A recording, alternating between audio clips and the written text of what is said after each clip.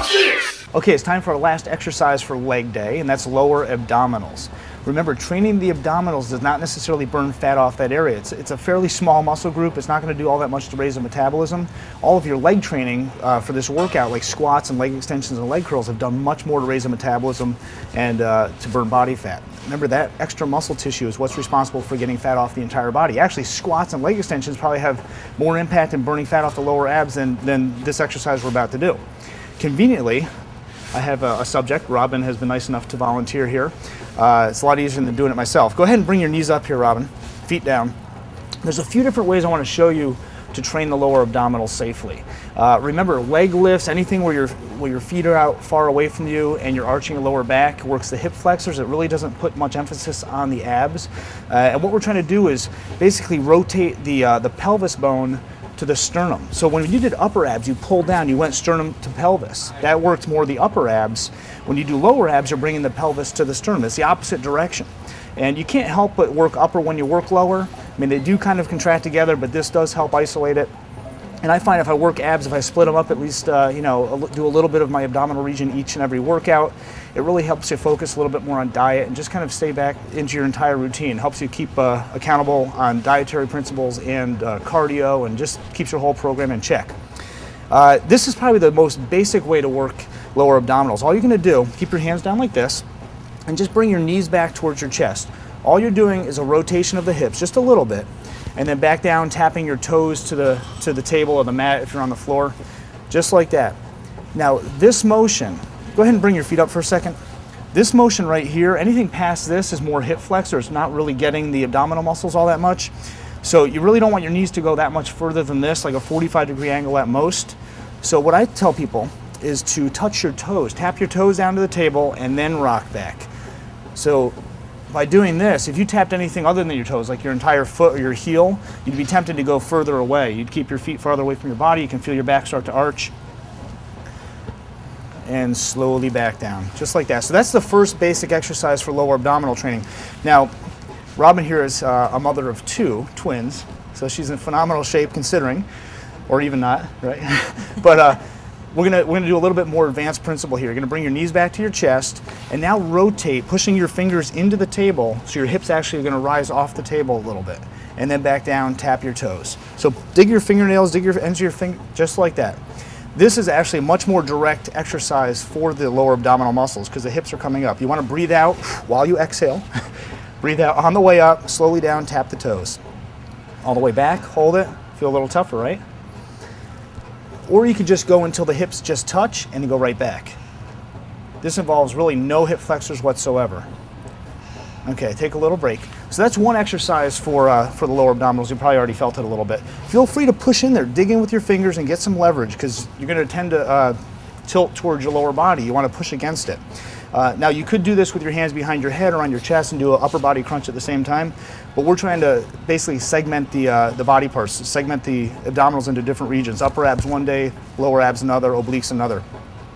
Okay, one way of providing resistance on your lower abs is to cross one foot over your knee, just like that, okay?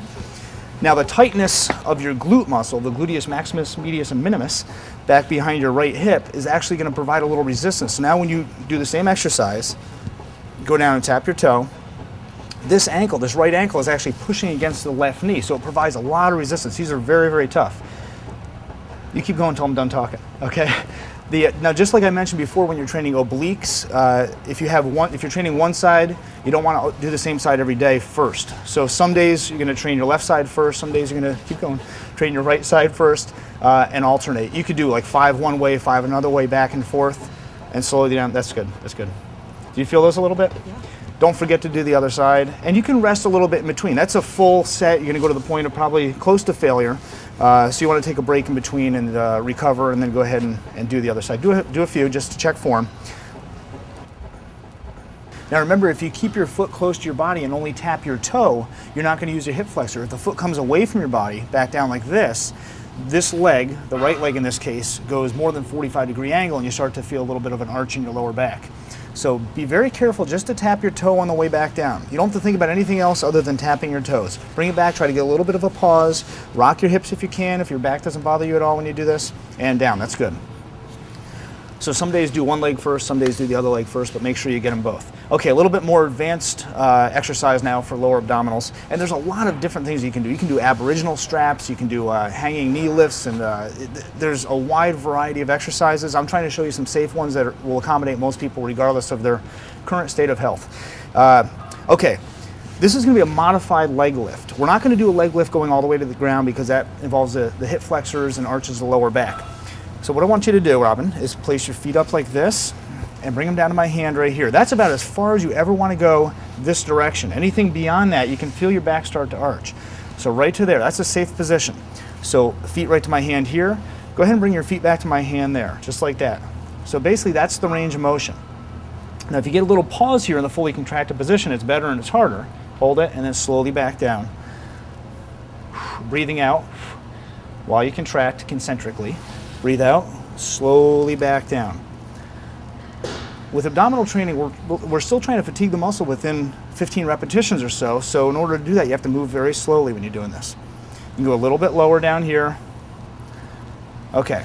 Now, if you want to do any more of a range of motion without injuring the lower back, you may want to provide a little support to your lower back with your hands.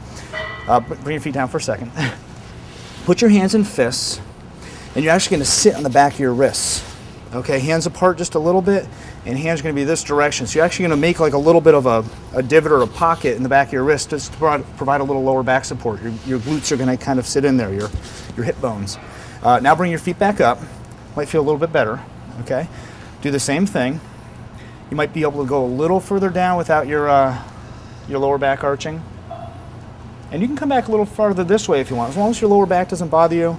Or a little bit more difficult here, we're going to go like this into 4 stages. Up, and then try to push your feet up towards the ceiling, down, and down. So it's like a 4-stage movement. Up, down, down. That's the exercise. Up, up, good. Hold on one second. If your legs are straight in this position and you go down, that's much more hip flexor involvement. So you always want to have your knees slightly bent in this position. Okay, try a few on your own. And try to get that pause at the top. Breathing out. It's supposed to be hard. You're only supposed to do less than these, less than this many. So that's a more advanced way of doing this. Bend your knees. I almost said elbows. Back down, and that's it for lower abdominal training. Start maybe with the first rock backs. You can remove your hands if you like. Start with the rock backs.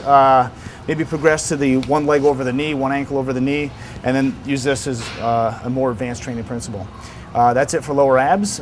You finished leg day, and congratulations. We're going on to the next day, pull day.